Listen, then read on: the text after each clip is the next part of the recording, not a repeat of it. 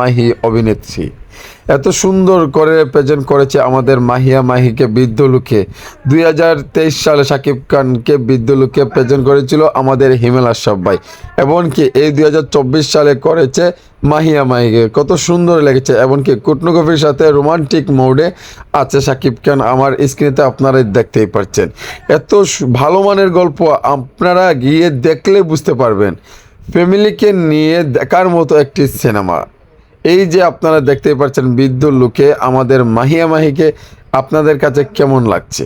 এই বৃদ্ধ লোকে কিন্তু অনেক অসাধারণ লাগছে। আমি কিন্তু 2023 সালেরও একটি ছবি অ্যাড করেছি এখানে। এবং রাজকুমারের এই যে এত সুন্দর লোকেশনগুলো, এমনকি এত ভালো মানের একটি গল্প, সেটা কিন্তু আবেগময়, রোমান্টিক, মানে সব কিছুই। এটা ফ্যামিলিকে নিয়ে দেখার মতো একটি সিনেমা। আমার কথাটাই হচ্ছে মাহিয়া মাহি এই যে মায়ের চরিত্রে কাজ করেছে, আপনাদের কাছে কেমন লাগছে সেই বিষয়টি আপনারা অবশ্যই এই কমেন্টে জানাবেন। সো বন্ধুরা, ভালো থাকেন, সুস্থ থাকেন, আল্লাহ হাফেজ, আসসালামু আলাইকুম।